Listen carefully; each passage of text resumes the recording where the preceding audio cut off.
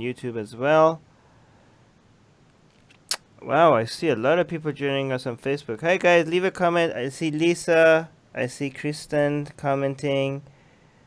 Great watch, very funny. Oh, okay, thank you guys. I think we also should be live on YouTube right now. If I see on YouTube on the live chat, who do we have? Another godless atheist. I see Chris. I see Kathy. We have 2 super chats today before we even got started. Thank you guys from Angel and from Chris. You guys are awesome. Thank you Uh, so much. but I think the audio is good. So another godless atheist is saying audio is good. Let's do this. Okay, let's do this. Ali, first news. First news is out of Brazil. A Netflix show featuring a gay Jesus has outraged 1.5 million Christians.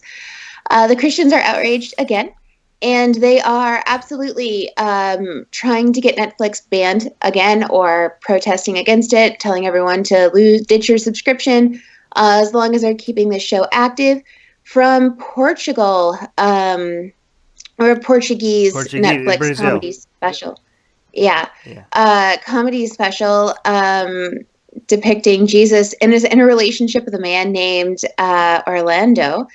And they're calling the show incredibly trashy, insensitive, and outrageous. I have a great solution for these Christians. I have a very great solution. Like if they're very offended, here's like pay attention, okay? This is the solution. Don't watch it. Don't watch it. Oh, That's oh shocking. no. So yeah, what are you gonna do? Like, okay. So if what do they think? Like, do they think like their religion is under threat? Like, even if you're a Christian, okay, if you're a Christian, if you are offended by by Jesus being depicted as gay. By the way, I watched that scene. It's kind of funny. It's not very funny, but it's funny. Jesus just comes home after being gone for 40 days, and he has this boyfriend. And the whole, he's trying to downplay. It's kind of cute. It's funny,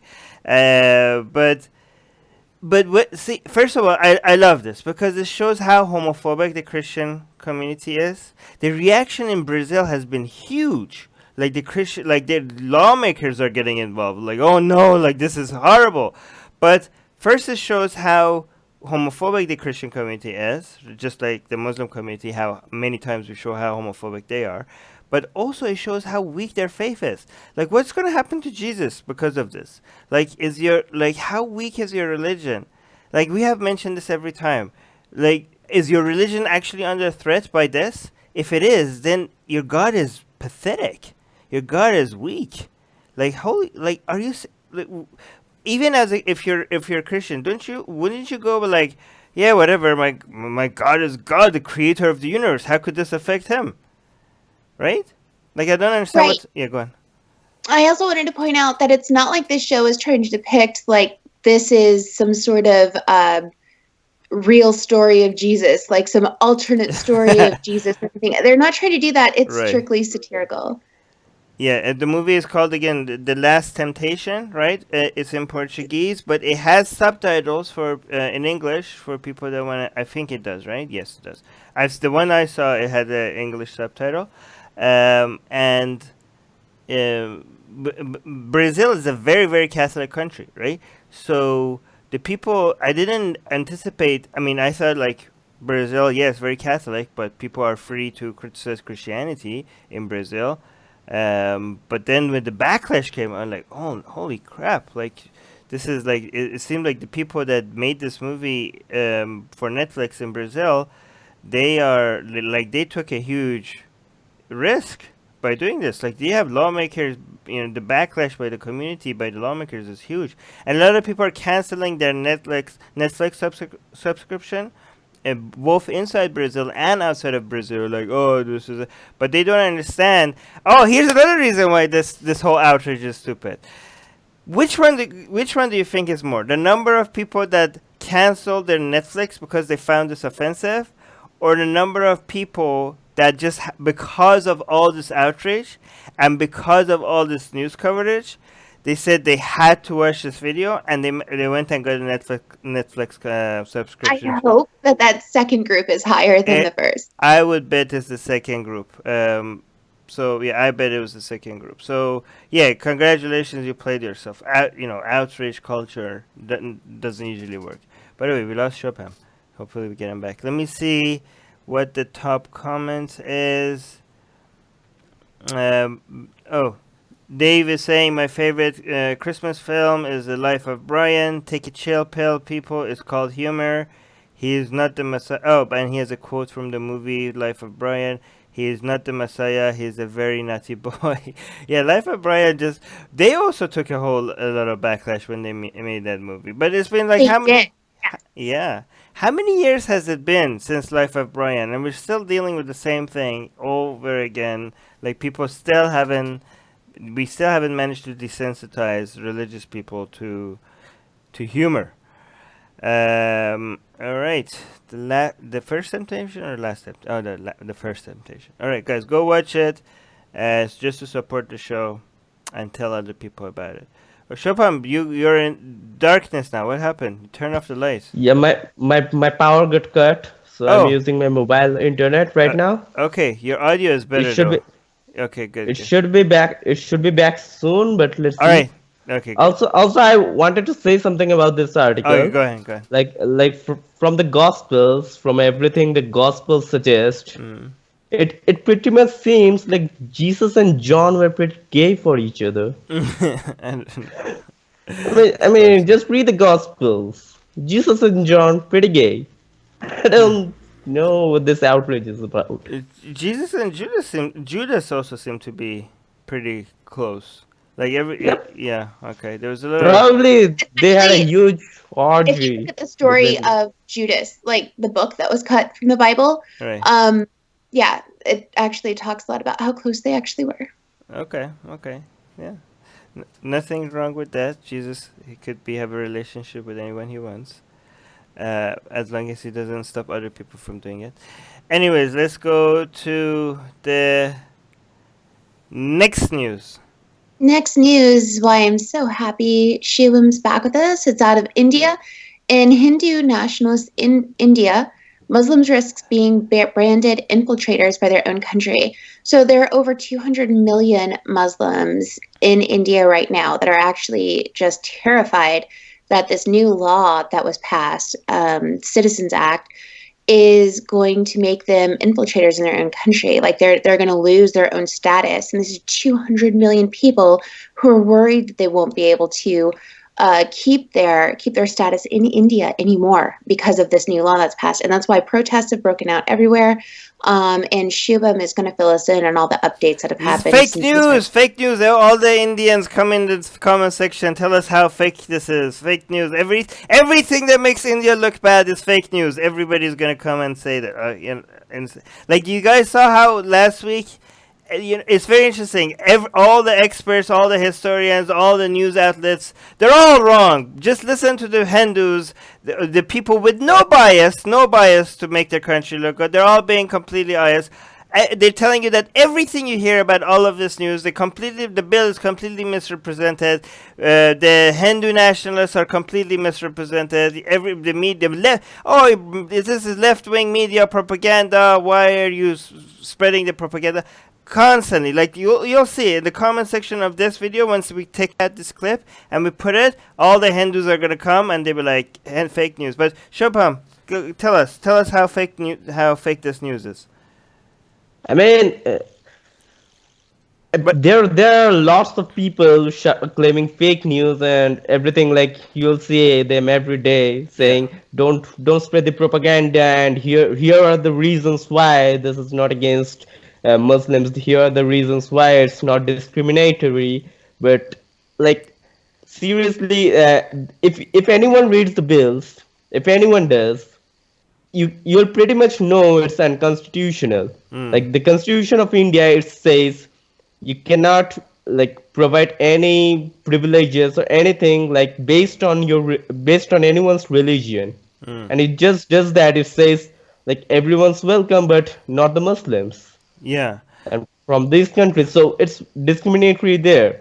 And then like people are also saying like there are protests against these bills in India all across the country, and people are like Huge protest right now in India. yeah, like Huge huge protest. and Huge. huge protests. That's true.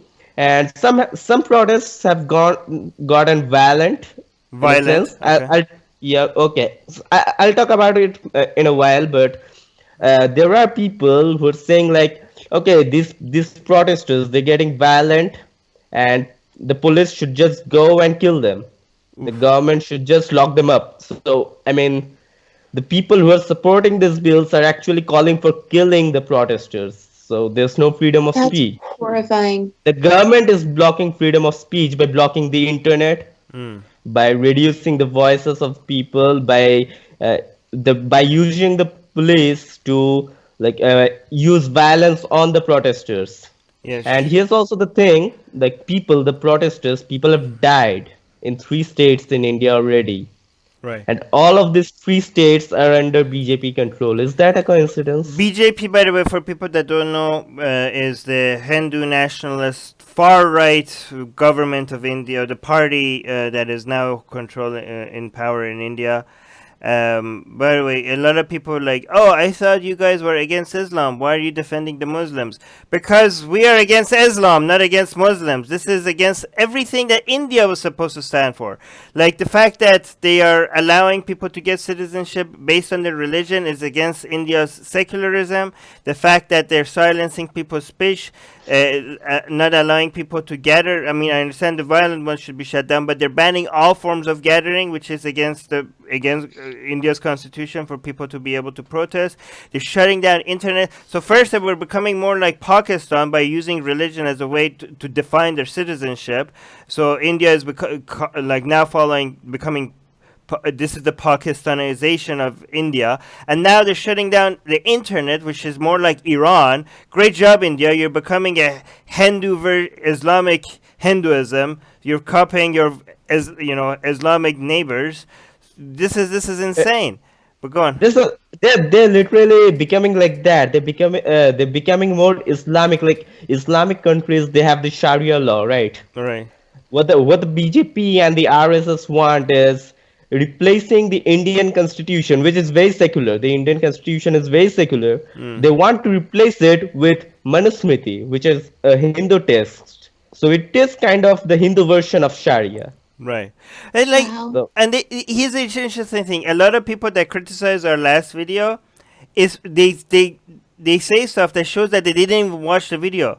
And like, but what about this, Armin? I'm like, what about that? It was in the video. So you're like, oh, Armin, you didn't even read the bill. So how could you comment on it? You didn't even watch the video. You're commenting on the stuff that we already addressed. And like, oh, this is going to bring, this is just to help all the people that are being oppressed in Islamic countries and the Hindus and stuff like. Well, why not just bring all prosecuted people? Like, why do you have a religious test? Not all of them, but why does the test on who you allow in India has to be based on religion? This goes against your secularism. It goes against everything India. The definition of your citizenship is being challenged. It's insane. Armin, we got a super chat.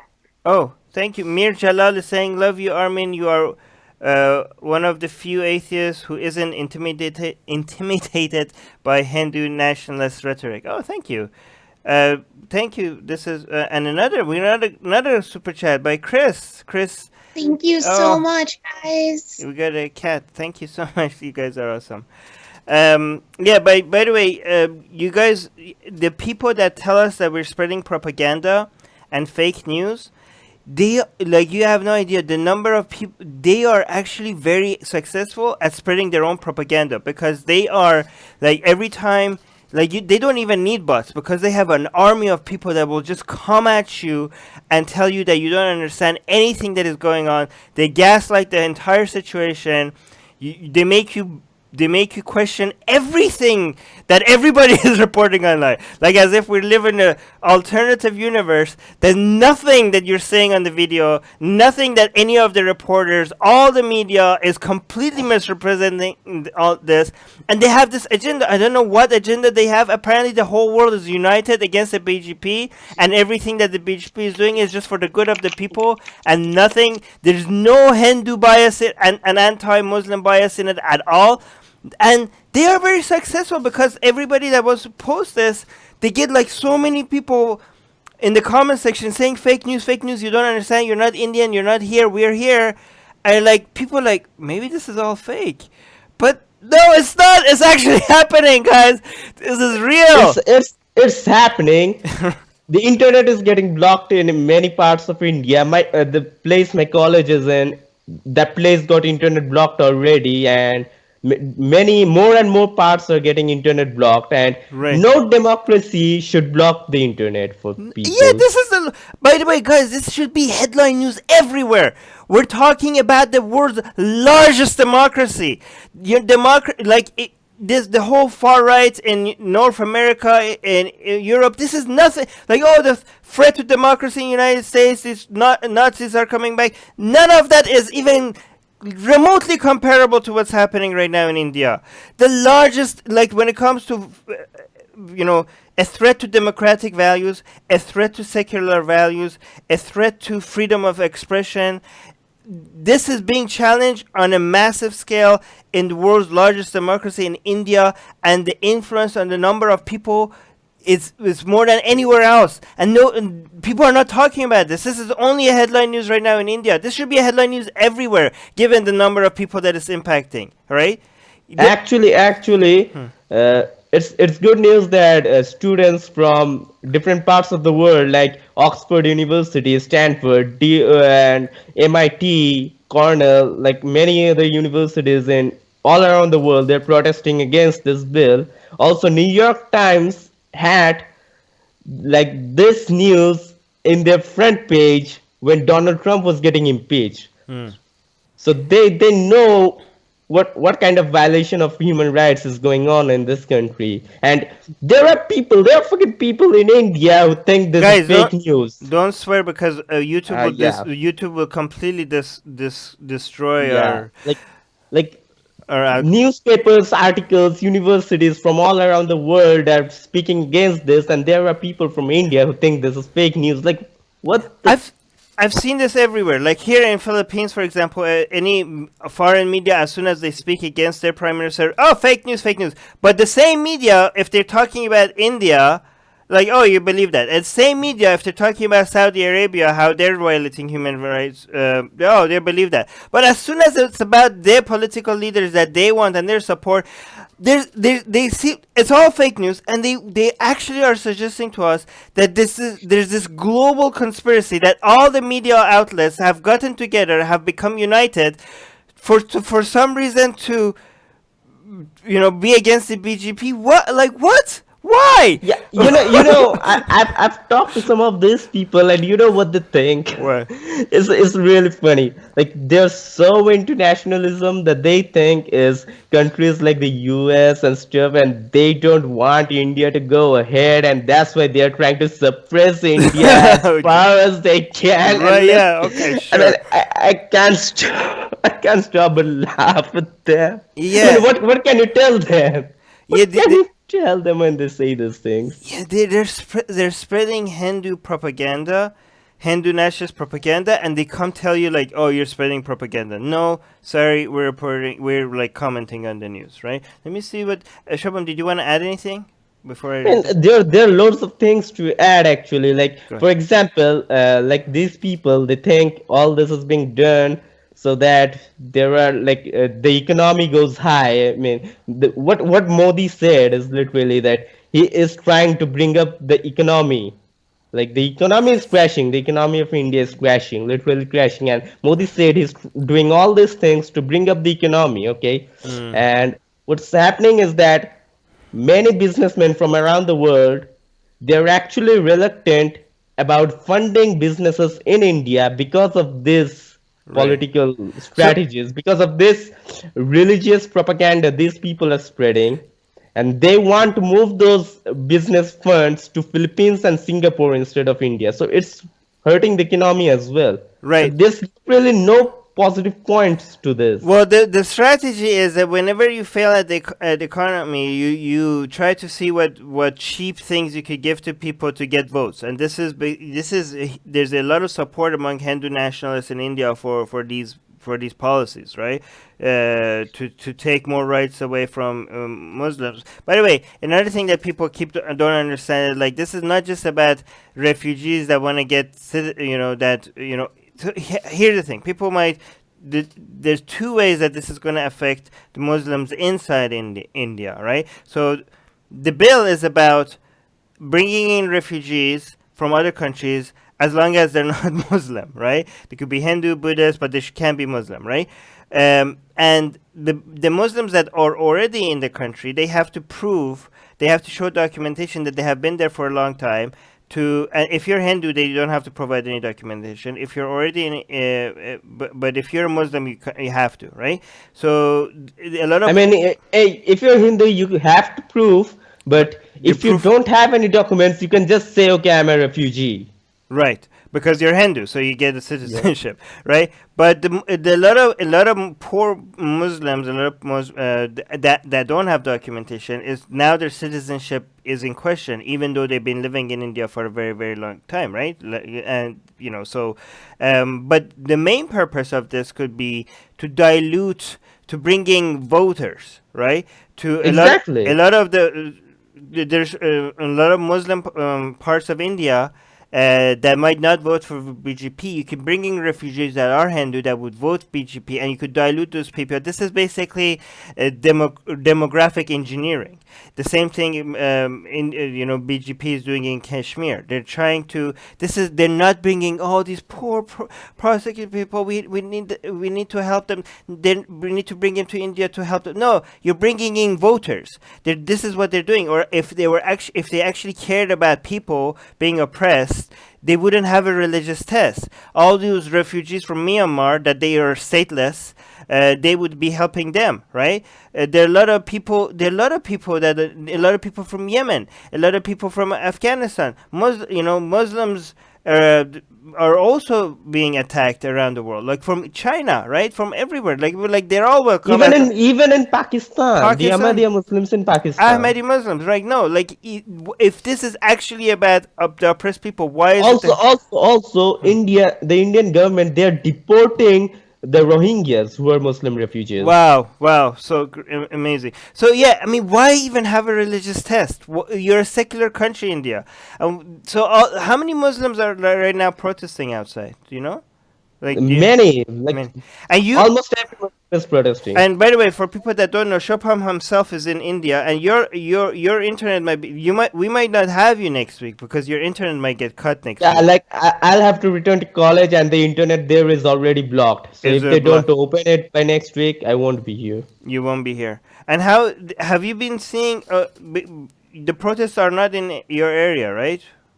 Yeah, like in Kolkata, there are huge protests, and I'll be attending the Pride Walk, and there will be protests in the Pride Walk. There will be protests, anti-fascism protests, and also my state is not under BJP rules, so it's a lot easier to protest. Actually, like thousands of people were like couple of days ago, thousands of people were out on the streets protesting against BJP, while the people who are supporting the BJP in my state were like they were protesting. They were like not even 20 people. Okay, so but the people that are protesting, are they just Muslims or are they non-Muslims? No. Many Hindus. Many Hindus. Really? Yeah. So there are Hindus. Yes. There are actual Hindus in India that are against this bill, that are saying this is not fair to Muslims. Right? You know what makes me happy though? There are people who voted for BJP in the elections this year, but they are now going against BJP because of this bill. They're saying we're Hindus, but we are not assholes against the Muslims. We are secular. Right. So see, I want to ask the people that say, "Oh, fake news, fake news." Are these Hindus that have voted for BJP? Are they also spreading fake news? The people that are saying that this is the Hindus in India that are coming out and saying this is unfair. This is not, India is supposed to be a secular country. Are they also spreading fake news? What's their agenda? What is their agenda? This is insane.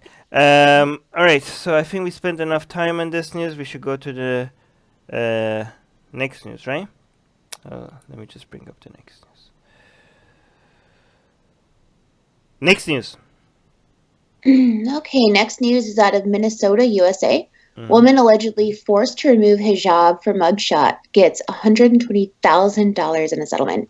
So a 57-year-old Muslim woman who was born and raised here in America broke the law, and I'm going to get to that here in a second. She broke the law. She was arrested just like anyone else, taken to jail just like anyone else.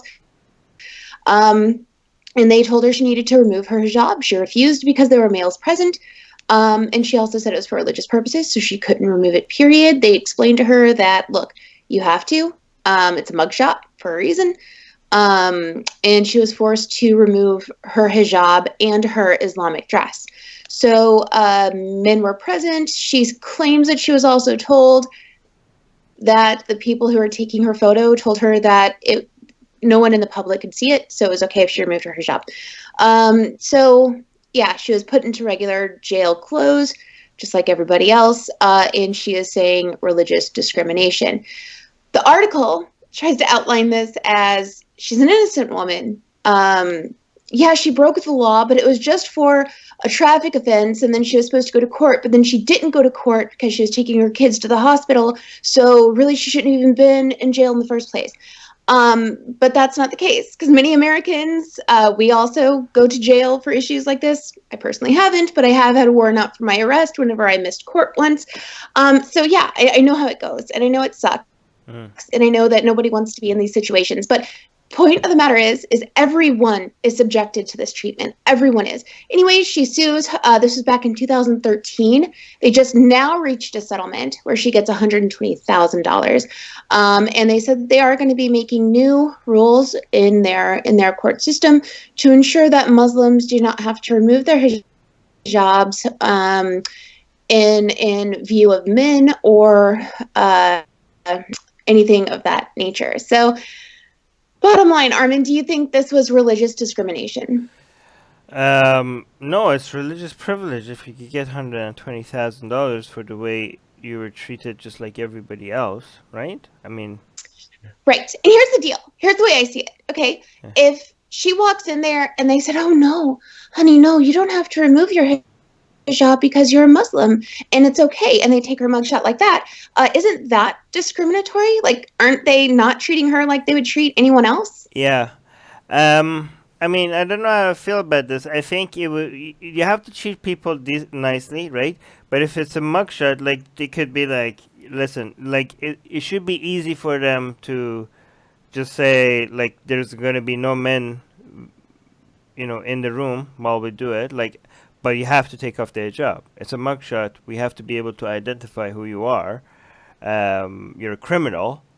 Well, here's the deal, too. When it comes to no men, what if there are no women present? And that's the problem. That's the luck of the draw of going to jail in the first place. Okay, sometimes you're not going to have an all-female staff. Sometimes it doesn't work out that way. And it's unfortunate. I mean, they take women's wigs. I know what they do when people go to jail. They take women's wigs, okay? You can't leave your hair if it's distracting or in view of your face. Me, if I were to be arrested, I'm sure they'd make me put all this back out of the way. So that they can see my face. People have to remove their glasses, even if that makes them legally blind at that point. Yeah, I mean, your religious feelings shouldn't be a way for you to demand that you're treated in a different way than other people, right? Like, you are asking for... I'm not sure how I feel about this, but right now my position is like, you're demanding special rights. You're not demanding equal rights. You're demanding special rights because of my Sky Daddy, right? Which is like, the answer should be like, no. So, I mean... but where did the $120,000 came from? How did she got that much damages? Like, why? Okay, so your feelings were hurt. Was that worth $120,000? Like, what? Not feeling. She says her religious sentiments. Feelings. She specifically, the whole claim was specifically for religious discrimination. Religious discrimination. For asking her to be treated like every other American gets treated. And look, it's not fun. It's not sweet. Okay? A lot of women would prefer to not have men present when they're going through a lot of their stuff. It's unfortunate. How is this religious? Okay, tell me somebody. Maybe I'm not understanding. How is this religious discrimination for you to be treated just like everybody else? It's religious discrimination if you're not being treated like everybody else. Okay, can somebody tell me like what the judge is thinking here? I don't understand. Like you're being treated just like everybody else. Discrimination. That's the opposite of discrimination, isn't it? I don't know. Chopin, what do you think? You're muted. Yeah, okay. So what I think is like I'll commit a crime and then I'll just wear my hoodie for the mugshot. And if they ask me to remove the hoodie, I'll ask for $120,000. Yeah, $120,000. The top comment is actually by somebody that disagrees with us, is saying, "Well, that is her right. We need to respect her. Well, it's her right to wear it when, yeah, but it's not her right to do whatever she wants when she's being arrested as a criminal. Like, your rights. You don't have." You have a right to certain freedoms with certain conditions. For example, if you commit a crime and you go to jail, you can't be like, well, what happened to my freedom of mobility? Well, you lost it because you committed a crime, right? So you don't. Right, and there's a difference. To be fair, there's a difference between how people are treated in, like, say, a penitentiary versus jail. Most people in jail, they like to try to treat them as innocent until proven guilty. They know that they're there for, certain violations that some know, like it's obvious they committed. Like this woman here, she didn't appear in court. That's just an obvious Right. breakage of the law, unfortunately. But they still get more rights than people do in penitentiaries. And that's because once you're convicted of an actual crime or a felony and things of that nature, and you're sent away for a while, you actually lose a lot of your civil rights. There are rights that you don't get anymore during that time that you're there. You don't have the right to wear what you want to wear. You don't have the right to get out of your cell when you want to get out of your cell. You do lose a lot of basic rights. And this is just one of those situations where, in trying to treat everybody the same, when they get your mugshot, they have to get identifying features. They have to see your hair. They have to, see if you've got a scar or a tattoo or something that you're hiding.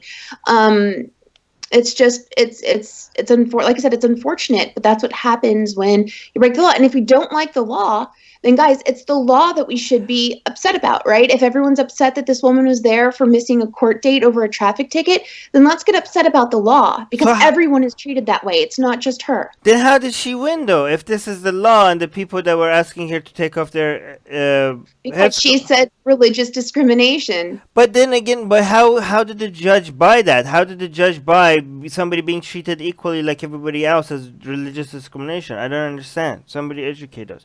The second top comment is saying, if I'm required to remove my glasses that literally help me not be legally blind, then any headdress needs to be removed for legal photograph.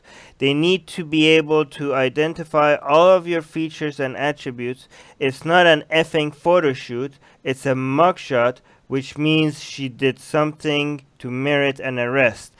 Her quote-unquote right to not remove the headdress was revoked when she was arrested.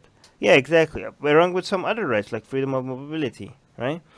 Okay, so I think I could go. Let me close this one. Next news. Next news is out of Ontario, Canada. Police investigate Ontario street preachers for their nasty comments about women. Guys, okay, so there's these two street preachers that hang out in Ontario. London, actually, is the area that they're known for most. And they wear these sandwich boards, protest boards, and they like to scream at women. Specifically, they love to target women. They like to say things like, and Armin, I'm sorry if this gets us a little cut back, I'm not going to cuss, but they like to tell women who are walking by, like, hey, you're obviously a whore, you're a prostitute, you shouldn't be, they're in a college town, so they say you shouldn't be here, you should be at home with a husband taking care of his needs.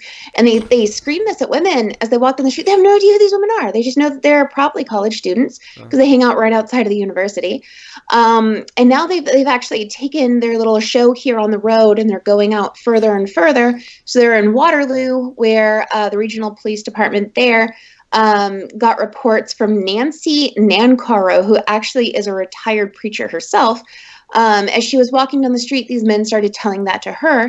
And so she called the police on them. And so there were ordinances passed specifically because of these two street preachers, making sure that people can walk down the street in peace. And so now they're saying that they were targeted and this is religious discrimination and this is unfair. No, this is harassment. This is not against your freedom of religion or freedom of speech, because if you stood there and weren't harassing people and preaching, nobody would have stopped you. Like, for you to claim that this is against your religious freedom or against freedom of speech, then you have to claim that if we stood there and we just didn't harass people and said the same thing that we were saying without actually attacking people and calling them names, we would have also been arrested. Like, is that the claim that they're making? Or that they would have also been suppressed in some way? Or they would be... were they arrested or what? What's the... They weren't arrested, they were fined. They were fined, right. And so they're fighting it.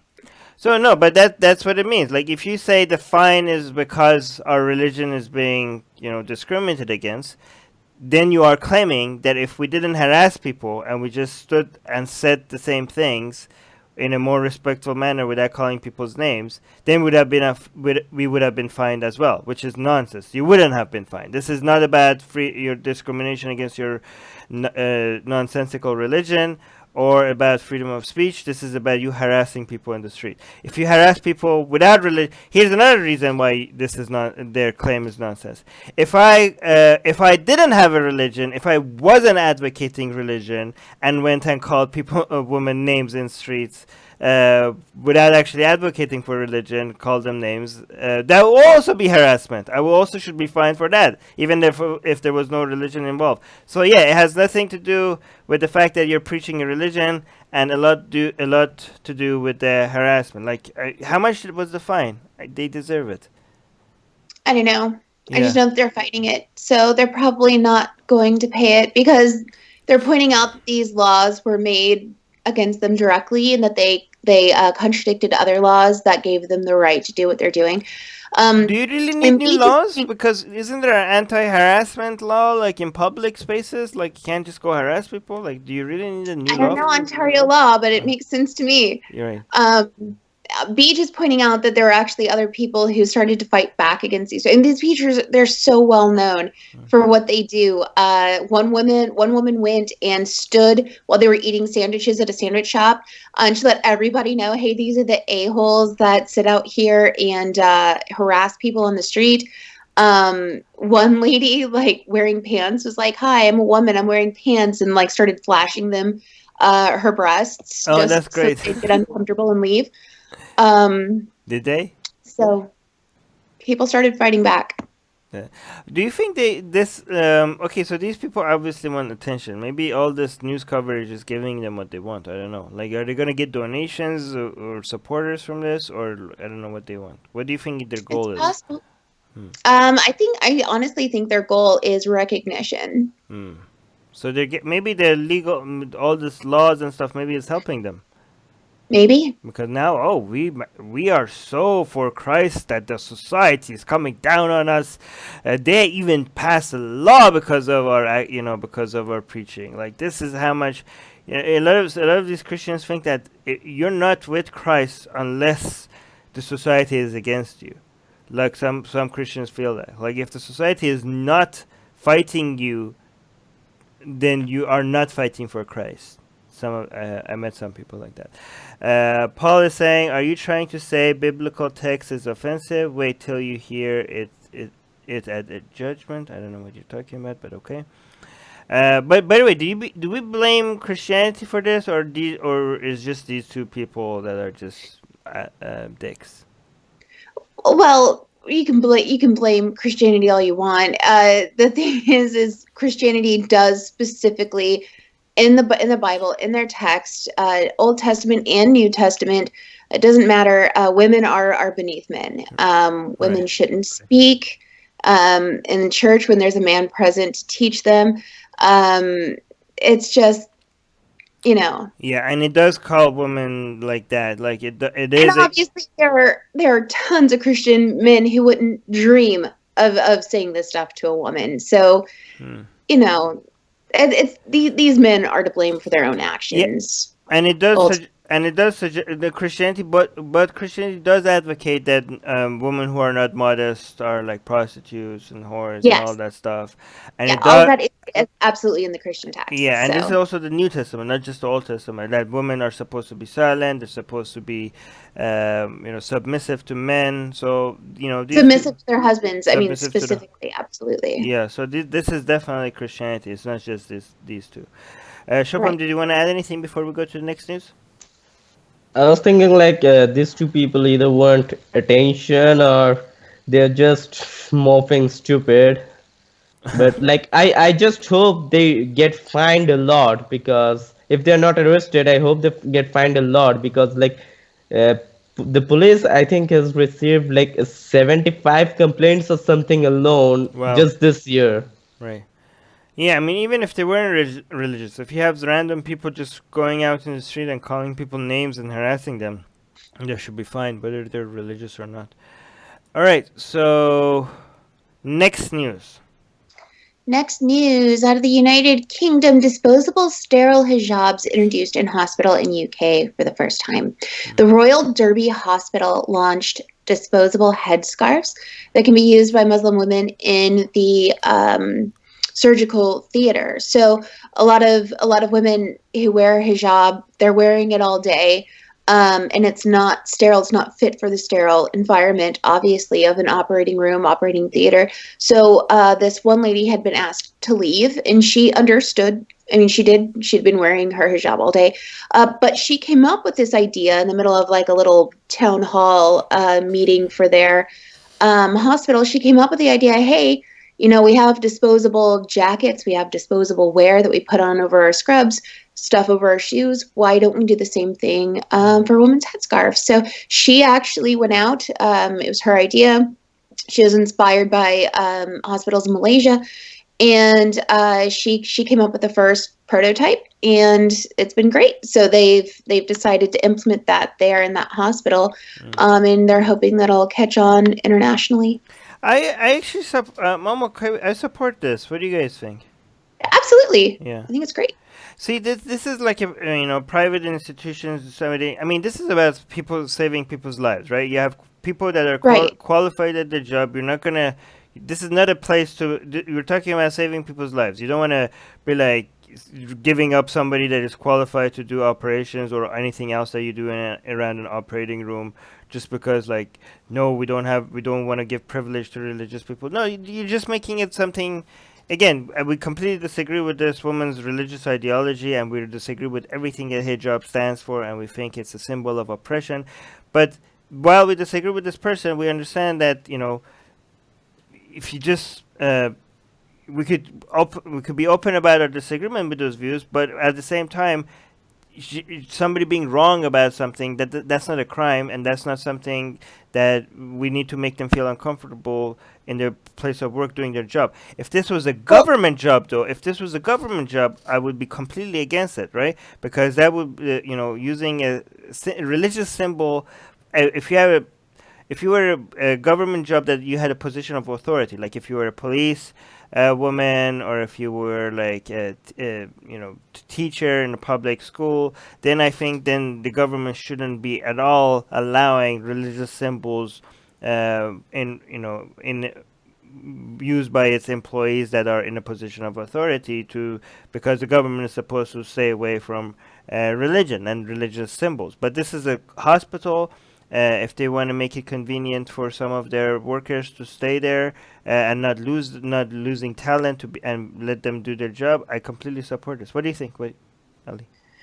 I just wanted to say that I completely also applaud this woman, because when she was asked to leave the surgical theater due to Hmm. her wearing the hijab and it not being sterile, she agreed Hmm. with them. She didn't. Actually, She didn't say discrimination. My religious. exactly. No. Not only that, but she left and said, "Hey, what can I do to Right. get myself back in there and help save lives?" Right? Right. So this wasn't just a, oh shucks, she leaves. She went a step above and beyond and was like, hey, I can do something. I can Right. continue to fight for, something. But she didn't immediately start blaming people or, putting down the hospital or anything like that. Right. She came up with a problem to her own.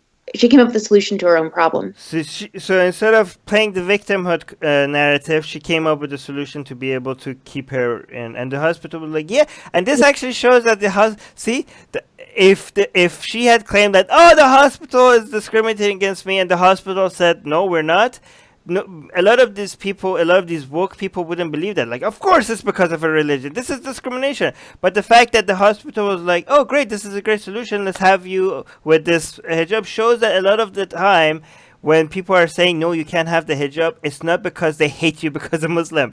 It's because of other reasons, right? And this is a great example because the hospital was completely okay with it when they found another solution, right? So it's often not because they hate you for who you are. And again, we can, and this is again, this is not a contradiction. Like we think, like, we applaud this woman and think that this is a great thing that she did, and we're like, oh, we thought you just said you're against everything, her religious ideology. Yeah, we are, but that doesn't mean that we don't. Just because you disagree with somebody on some points, that doesn't mean that you can't congratulate them or applaud them in other things that they're doing, right? This is great. This is a Muslim that decided not to play the victimhood card, and we applaud that. Shripam, do you agree with us?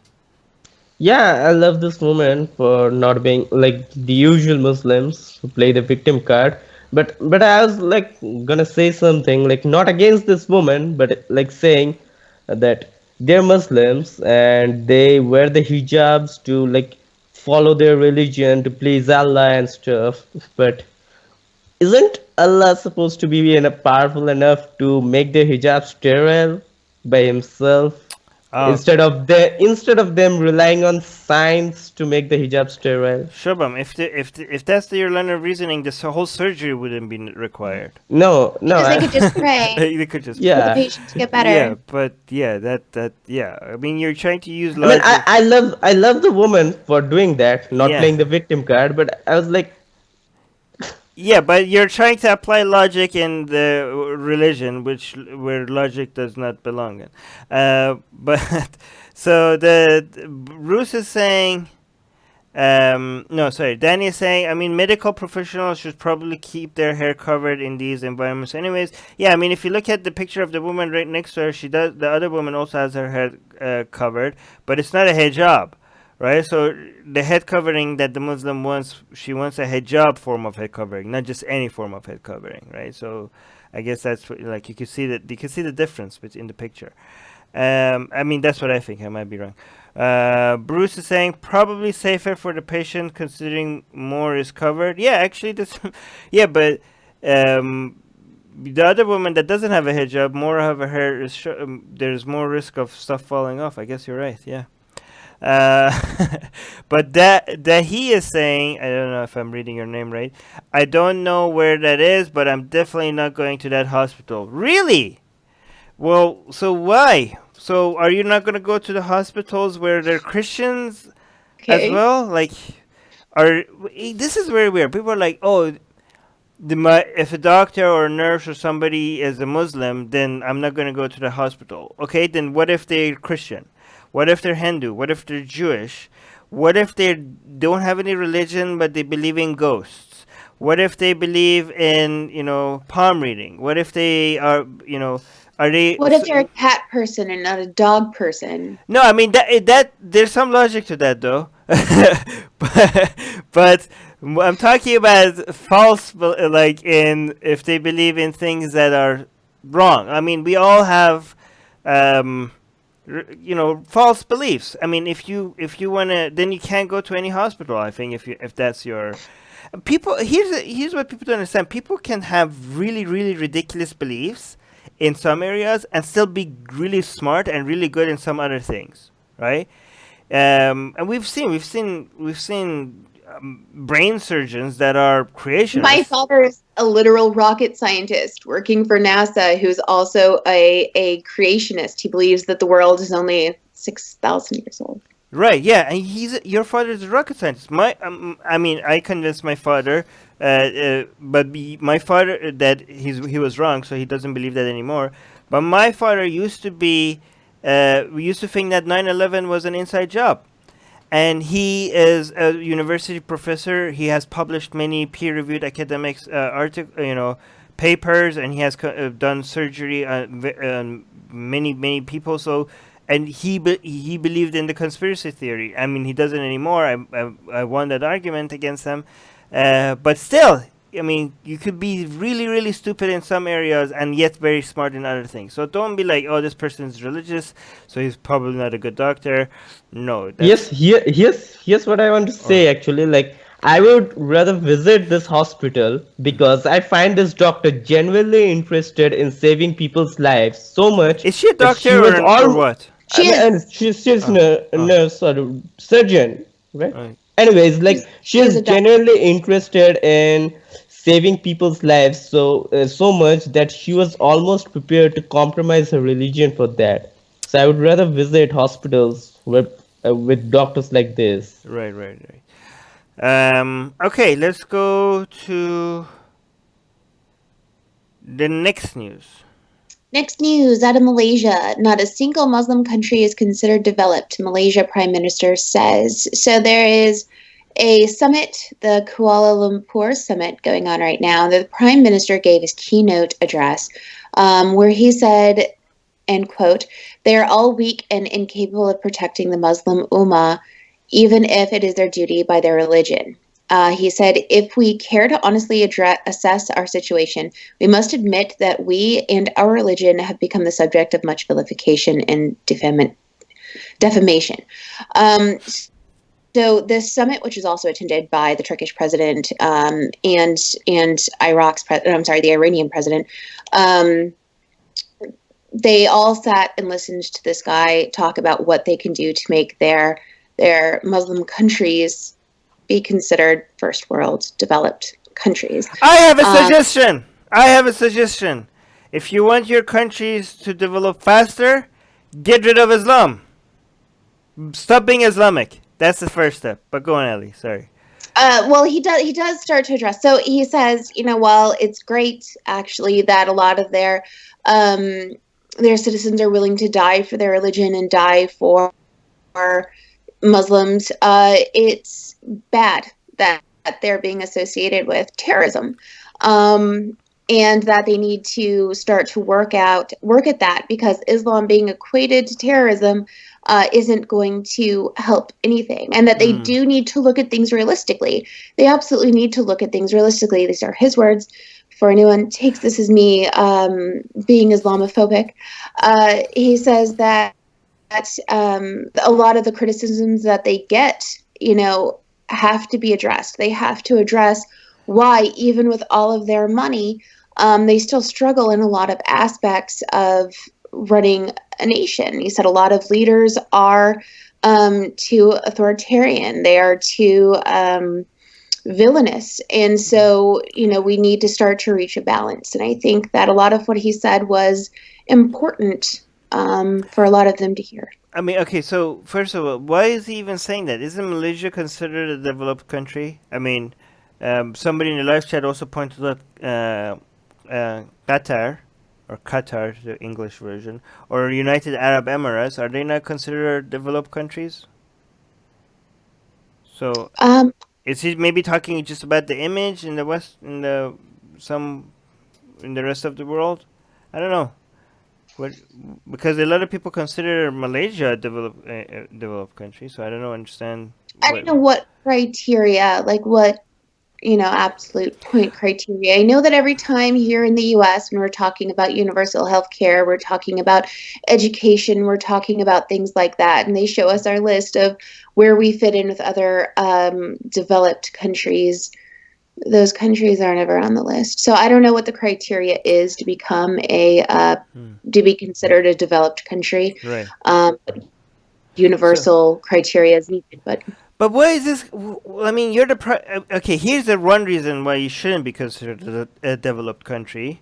Your prime minister is talking about promotion of religion, right? So this is a prime minister of a country, and he's talking about, oh, Islam looks bad. We need to make Islam look better.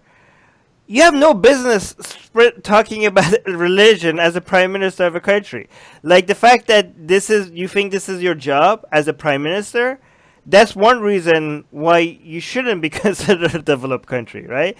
I mean, secularism is, part of the more developed countries in the world, right? So why is this even your agenda? Why are you even talking about this? Let people, if you're not a preacher, you're a prime minister, you're not an imam. Why are you making this your agenda? Okay, this is these are countries that are trying to, Turkey and Malaysia and some other countries that are like trying to fight Islamophobia on a global scale. Like now they're putting some serious money. They're putting government money now. It used to be Saudi Arabia. Now Turkey is really getting involved. Turkey is trying to also get the the crown away from Saudi Arabia of being the leader of the Sunni world, right? Iran is considered the leader of the Shia world from a geopolitical perspective. Now Turkey is trying to become the leader of the Sunni world and take that. And this is the fight against Islamophobia is just like a PR front from what they're actually trying to do. They're trying to copy the way Iran is influencing all these Shia puppets all around the world to further its influence. They're trying to copy that model, and they do that by saying like, oh, we're just trying to fight misinformation about Islam. Another way, let's say like, oh, people associate Islam with terrorism. Well, because it is.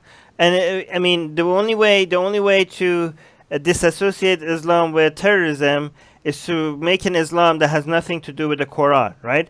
As long as Islam has anything to do with the Quran, it is a terrorist ideology, right? So speaking of the Quran, he does bring that up in one point where he talks about how far away they've gotten from the days oh yeah, sure. where they were scientific and all the science that is in the Quran, and that they were leading the world in those areas, and now they're so far behind. When I was in London, I went to the British Museum, and the Islamic part was completely funded, and all the items there was from Malaysia. Right? That's how they're trying to spread. Trying to change the perspective on Islam. Like in London, they completely expanded the Islamic section of the museum, and all the items there was sent directly from Kuala Lumpur to London from Malaysia. Like that's how.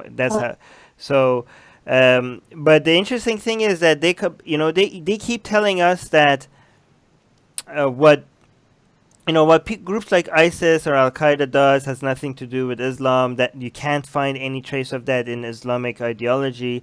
And then they go ahead and remind people that the Arabs and the Persians used to be the center of the scientific world and philosophy and poetry and art, which they were during the Abbasid period, right? But the more accurate thing to say is that you can't find any trace of that in Islam, right? So they were Muslim, but they were doing science and philosophy in spite of being Muslim, not because of being Muslim. There's nothing in Islam that you could directly point to that made them want to do science. I mean, maybe if you play some gymnastics and some, stretch the meaning of some verses and stuff, maybe you can. But there's nothing really directly like, oh, go do scientific analysis and research and stuff like that, right? These were just, empires. When they become rich, they become interested in science and philosophy and poetry and art. And the Arab Empire, when they became rich, that's what they started to do. So, but what the actions of ISIS and Al Qaeda, those are actually the actions that you could directly find Quranic verses and hadiths, right? So they say like, oh, the Muslims are doing this, but it has nothing to do with Islam. But then they point to when they were at the top of the world when it comes to science and art and philosophy, like, oh, look, this is Islam. No, that's actually the action of Muslims that you can't find anything in Islam to support it. Let me see what the top comment is. Haykal is saying, perhaps if they focus on improving life instead of afterlife, maybe they might be better developed. Mark is saying emphasize education over religion, and this will change. By the way, just to be clear, I don't think that they're being dumb about this. They're actually being very strategic. This is not because of, they're trying to. Oh, our countries are not developed. We want people to have a better image of Islam. This is an excuse for geopolitical, reasons. Like these people are actually trying to use Islam as a way to have people in countries where they are not present to be loyal to their countries. Again, this is a very, very effective strategy. Just because these people are dumb about their religious ideologies, don't underestimate what the real intentions behind these PR moves are.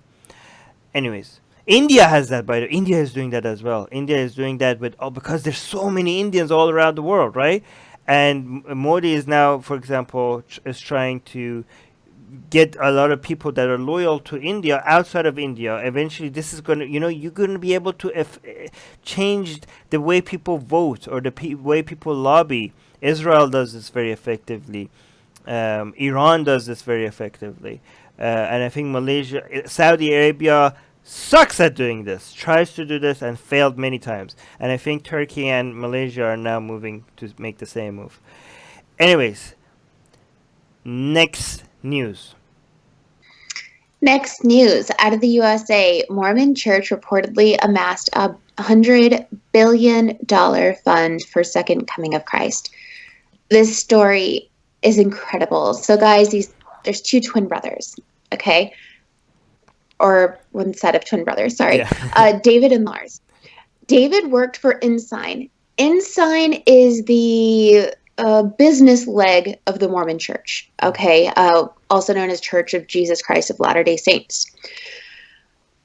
At the business place, he was a portfolio manager, so he was able to look at all the accounts that the Mormon Church held. One of the, branches of Ensign had $100 billion sitting in it. So David and his twin brother gets his twin brother involved. They start looking into what this $100 billion is there for. The $100 billion is sitting, and it's all been collected from charitable use. Okay, so people who are going without 10% of their income so that they can tithe every Sunday to the church. They've been giving their money not so that their church can do good. Many people have been giving their money so it can sit in an account in case one day Jesus comes back and they need the money. Right. So actually, if these brothers send this off. Yes. They're whistleblowers. They say, look at what happened. David, who worked for Ensign, says this is a violation of the IRS rules. It is. These people had in keeping this money. They were using money that was donated to them, and they were not using it for the charitable cause. Therefore, they need to have their tax exemptions stripped. Yes. Okay.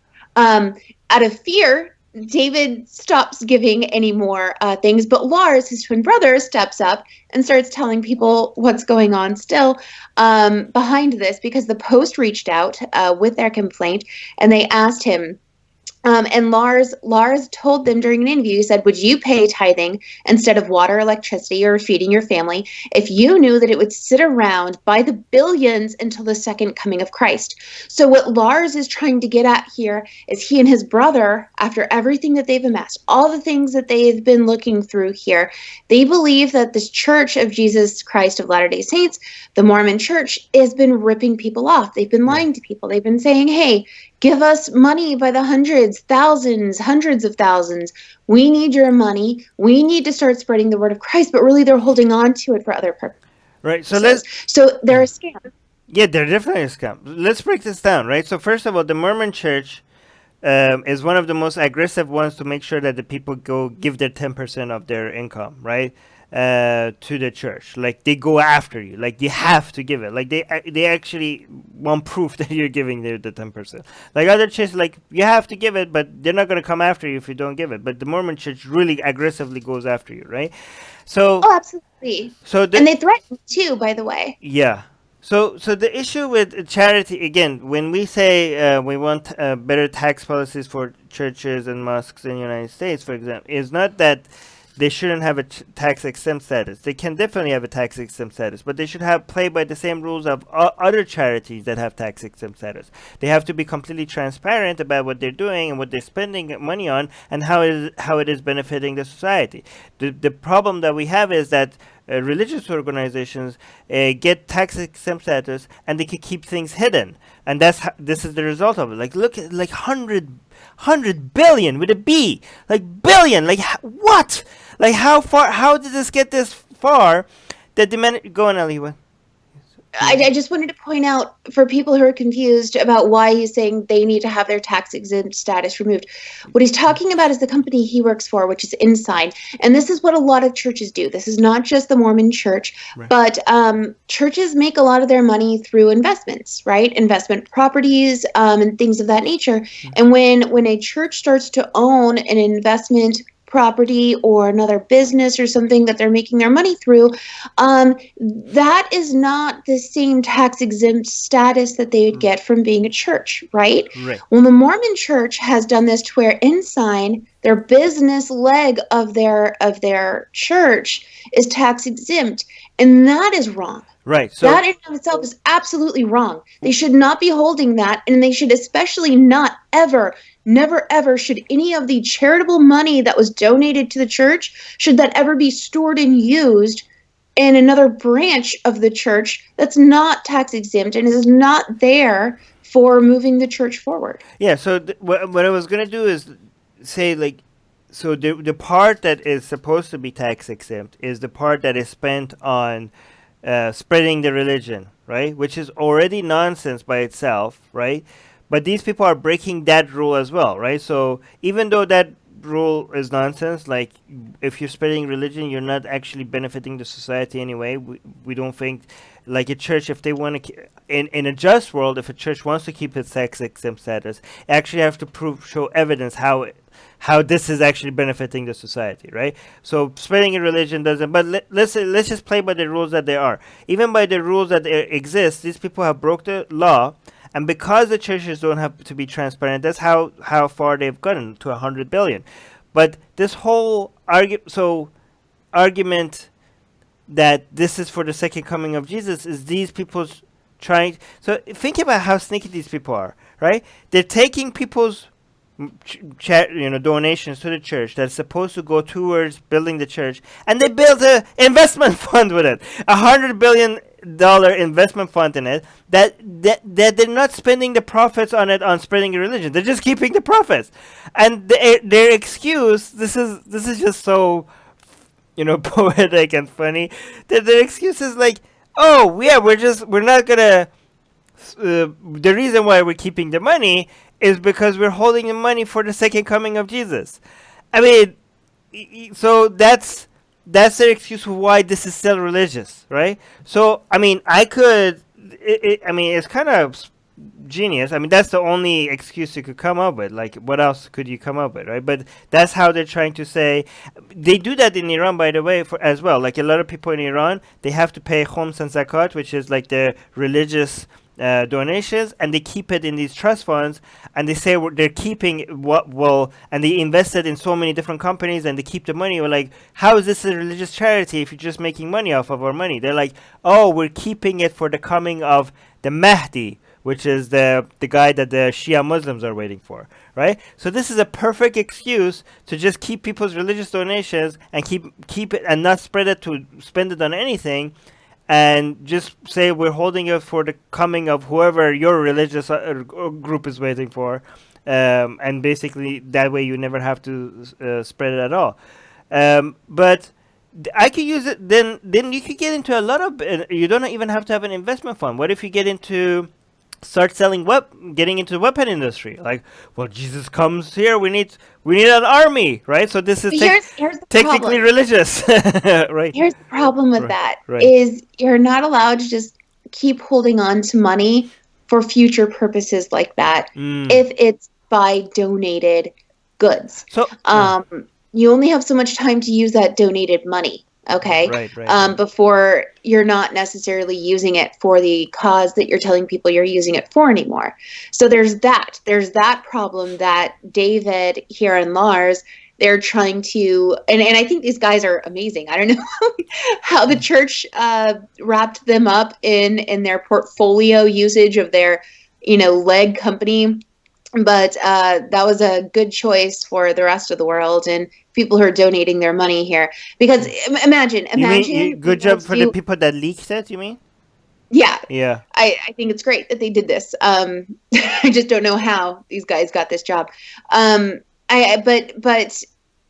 okay, where was I going with that? Sorry. You're saying even if they hold the money, they can't just hold it forever. They have to spend You it. can't just hold it forever. You're not allowed to do that. Yeah. So there's that aspect, and the other aspect of if you are holding the money, like you're supposed to hold the money. So the Mormon Church should be holding that money, not their business branch. Right. So how do they think they're gonna get away with this? Because they thought it will never get leaked, and because they don't have to be transparent about their data, they could just get away with this.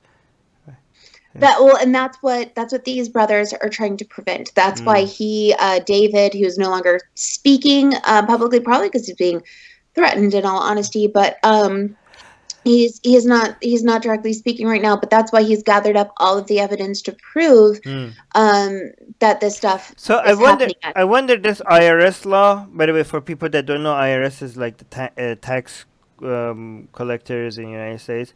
This IRS law that religious organizations don't have to be transparent about what they're spending the money on. This leaked, so I wonder how many other billions of dollars of people's donations are being used for things that they're not supposed to be used for, and they're getting away with it because nobody's leaking them, right? Right. So, wow, okay. So what do you think is going to happen? Do you think the IRS is going to go cracking in this, and they're going to be there's a lot of bad taxes now that these people have to pay? Like, are they going to go, demanding that they pay them? No. No? Unfortunately, I don't. Really? Especially after we all watched, the world here watched the IRS crumble under the thumb of Scientology. I don't think that the IRS has what it takes to stand up to the Mormon Church. Oh. So I don't honestly, I don't think anything's going to happen. I think these two brothers, as noble as they were for exposing this, I don't think that they're going to get, sadly, what they thought was going to happen. Christian, the top comment is from Christian. She's quoting a quote from the show The Office, from Creed in The Office. The quote is, "I've been involved with a number of cults. You have more fun as a follower, but you make more money as a leader." I love that. Okay. All right, let's go. Shubham, did you want to add anything to this?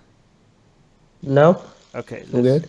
let's go to the next news. Next news, I hope another godless atheist is around for, because he and I spoke about this week. Next news is out of Australia. Religious discrimination bill, and what will Australians be allowed to say and do if it passes? So a second draft has been written up about this religious discrimination bill in Australia. And as I was telling another godly atheist, a lot of these religious discrimination bills have been passed in the United States, and they're terrible. They allow people to say, hey, I don't want to bake a cake for you because you're gay, and it's, against my religion, to associate with you. But a lot of people are wondering if this does pass in Australia, because Australia has been so awesome about, taking down priests in the Catholic Church, and anyone who's been abusing children from churches. Australia has been top notch about it. And now all of a sudden this bill's here. So a lot of people are wondering, what will this allow people to do? So I'd like to take a moment here and kind of read to you guys what people will actually be able to do. A Catholic doctor will be able to refuse to provide contraception to all patients or prescribe hormone treatment for gender transition. A Catholic nurse can refuse to participate in abortion procedures or provide the morning after pill to a woman admitted to the hospital after a sexual assault. A pharmacist can refuse to provide a pill to women for contraceptive use or hormone treatment. A psychiatrist could say to a woman with depression that she should be looking forward to the kingdom of heaven. Under the proposed laws, the psychiatrist could challenge their deregistration as religious discrimination, while a patient could have her disability discrimination complaint refused. A lot of other people are wondering where else this is going to come, not just from the medical field. A student with a disability may be told by a teacher that their disability is a trial imposed by God. A person of minority faith may be told by a retail assistant from another religion that they are a heathen destined for eternal damnation. A single mother who, when dropping off her child at daycare, may be told by a worker that she is sinful for denying her child a father. And there was another one about a woman may be told by her manager outside of work that women should submit to their husbands or that women should not be employed outside of their home. Wait. So this religious discrimination bill, guys, is huge. This isn't just about what people can say to people. It's about what people can say to your kids when you're not around, Well, right? What you teachers mean can say. so? Let's just be clear. It's not about what they can't say because they could always say it. But what we're saying is that they can't lose their job for saying those things. Is that what is? Is that what this bill is saying? Not only can they not lose their jobs, but they can't be sued Oh, or anything else. They'll be completely allowed to say these things and do these, like doctors and. So the bill doesn't make, like, they were always allowed to say it, but like what the bill does is that if you fire somebody because of saying something like that, then that's considered religious discrimination. So it's protecting people that say stuff like this or do stuff like this. Absolutely. Right. So, if a teacher, you take your kid to school and a teacher wants to tell your child, you're going to hell because you have two mommies. Okay, they're allowed to do that to your kid. There is one part of the law that specifically lets everybody know that that the only exemption to this is if somebody is purposefully trying to harass or use this to inspire violence or something like that. So they can't do that. Is this bill passed already, or is it about to get passed? No. Okay. So the bill is not passed, and they're on their second leg of it right now. What are the chances of this bill being passed? Do we know? That's why I was really wishing another godless atheist were here. He was just here. It's looking good that it will pass. It's looking good that it will pass. Damn. Guys, if you're from Australia, let us know in the comment section. What do you think? Is this going to pass or not? It's so interesting to me that every time you see like an anti-religious discrimination bill, the more accurate name for it would be a pro-religious privilege bill. This is This is not an anti-religious discrimination bill. This is a pro-religious privilege bill. An anti-discrimination would be like, hey, if somebody is religious, don't beat them up.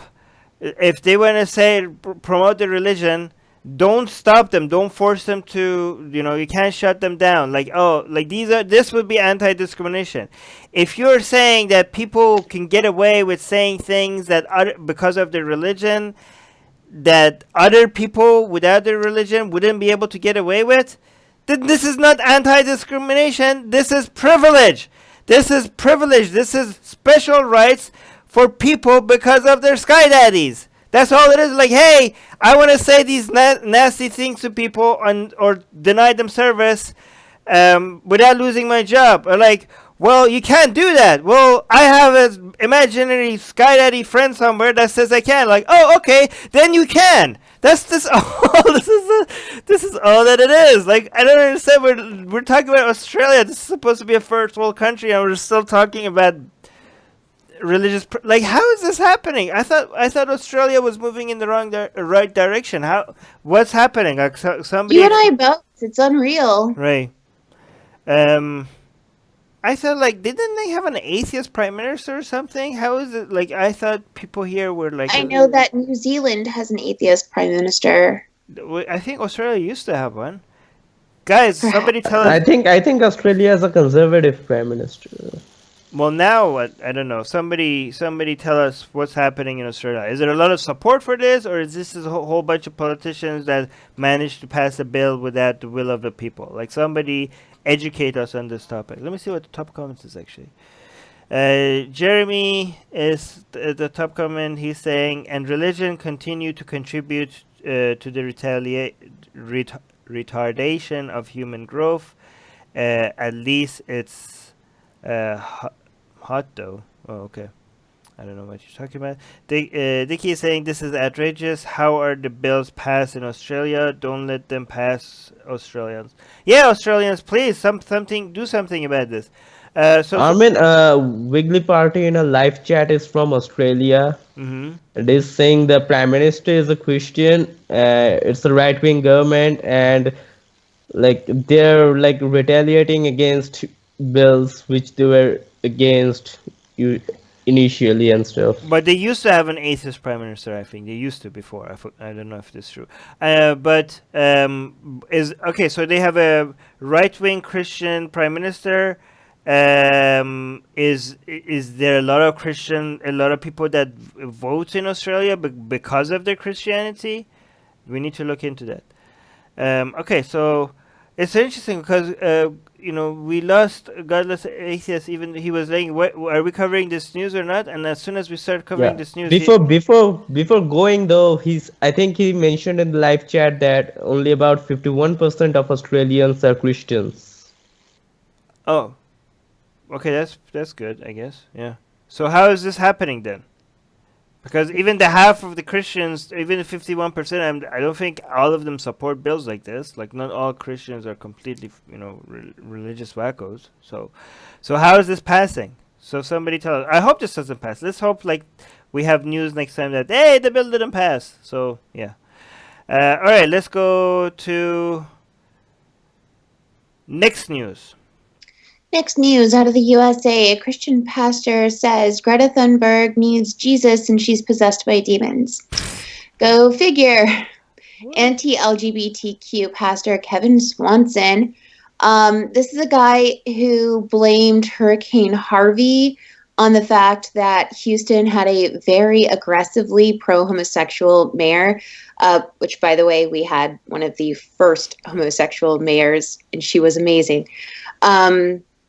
So he blamed Harvey on that. He also said that Greta Thunberg has Asperger's because she's possessed by a demon, and her only cure is Jesus. He says that she's psychologically disturbed and said, I have to say there is something very disturbing about the appearance and the presentation of this Greta Thunberg. The other demonic spirits are using her to lead the world wherever it's going. What the hell? I mean, I have a question. Why are so many conservatives obsessed and triggered by Greta? Like, what's happened? Why is it like it has touched a nerve somehow? But how? Why? Do you guys know? Like, it needs to be a psychological analysis of this. Well, we covered the news last week or the week before, where a preacher was very upset because her saying that we're causing global warming means that this world that Jesus made for the Christians and for us can be destroyed by us. And they're saying that if you're a Christian, you can't possibly believe this. So I think a lot of Christians, especially preachers that have been talking about her and they hate her so much, I think it's because they take her wanting to save the world as a direct attack against Christianity. It's a war on Christians. Right. You know what? If he's right, then this demon is very eco-friendly, right? I think that they should put the demon on the Times Person of the Year. Okay, like if maybe he's right. Maybe this is just a demon that is very concerned about how humans are ruining the planet, and he went and possessed the little girl to come and spread the message. I wish that demon would possess a lot more of us. Yeah, it's like okay, thank you, demon. Let's vote Lucifer Morningstar for president. Right? No, not all demons are Lucifer. Shopam, get your mythology right. I'm talking about the Netflix show. Oh yeah, okay. It's demons. Okay. Kim is saying, so we're finally arrived back at the burn the witch stage of Christianity. Michelle is saying, the old, if you don't agree with us, you're possessed by demons. If only these people would get some new lines. Yeah, actually, this is not the same as burning the witch, because if you say somebody's possessed by a demon, then it's not the things that they're doing is not by their own agency. Witches did things by their own age. They were doing things under their own will. If you're possessed by a demon, see, people should understand. Christian mythology a little bit better. What is this guy? Is this a guy a Catholic or a Protestant or what? Oh, I can almost guarantee you he's Protestant. Protestant. Okay. Okay. You guys know in Vatican they have actually schools for courses for how to recognize if someone is possessed or not. Like they take this stuff really seriously. Yes, and it's open for Online preachers, priests, religious leaders in your communities. Wow. And they charge you like £400, and you go over there and you get to take this course on how to exorcise demons. Yeah. They spend a lot of money on it as well. And see, this is the world that we live in. That this is actually not just fiction. That people actually spend good money on trying to learn how to recognize demons. Wow. Okay. Do you guys have anything else to add before we go to the next? No. All right. No. All right. Next news. Okay. Next news is a bit crazy out of the USA. A Christian activist says my followers' prayers healed someone's stage 4 cancer.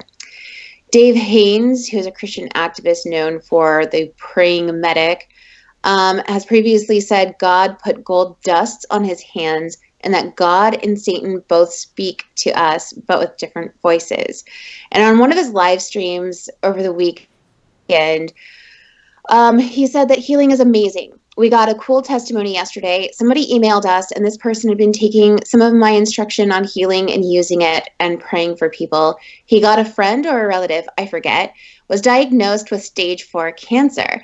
I don't remember if it was pancreatic cancer or liver cancer, but it was not good. The doctor basically said they were going to die pretty quickly. There really wasn't much hope for treatment.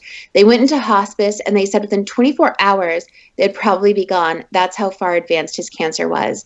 And so they ended up telling this guy, like, yeah, everyone got around, they prayed, and he was cured of this cancer that ended him in hospice. Right. I mean, this is pretty basic stuff. How do we respond to this? I mean, every kind of disease that has a very low success rate, the doctors would want to come and try to tell you that the odds are against you, right? But the fact that the odds, when my mom got cancer, they told her like the success, her chances are like 3 or 4%. That's what they told us, right? For her to survive even more than 2 months. But when they say 3 or 4%, like very low, that doesn't mean zero. That means there are 3 or 4% of people that are going to survive this. So, and if you're one of those 3 or 4%, and if you're religious, you're going to be like, wait, this must be our prayers, right? But that doesn't make any sense because, those 3 or 4% will always be there, and some of them don't pray, some of them are not religious, and they are also part of that 3 or 4%, and some of them are members of other religions, right? So in India, or in a Hindu community, those 3 or 4% exist, and they never pray to your Jesus. They pray to something else. They pray to, in Islamic countries, they pray to Allah, or in Hindu places, they pray to some, I don't know who they pray to for sickness related stuff. But how do you explain that? How do you explain those 3? When you're part of a 3, something that the odds are low, part of a 1% or part of a 3%, you think that something miraculous has happened. Somehow the laws of the universe have been bent in your favor, or against you. But that 3 or 4% has to exist, right? It's not 100%, so that 3 or 4% has to happen to somebody. There's nothing miraculous about it, right? Does that make sense? Oh, it makes perfect sense. I'm sorry for smiling during that. Just you kept saying 3 or 4%, 3 or 4%. 3 or 4% of women are CEOs, and I am. So who do we give credit to for that? Right. But no, I just want to circle back to this. Everything Armin said, obviously, outrageously true. There's always going to be that small percent of a chance, even if it's 99% of a chance someone won't pull through. There is that 1%, and that can happen.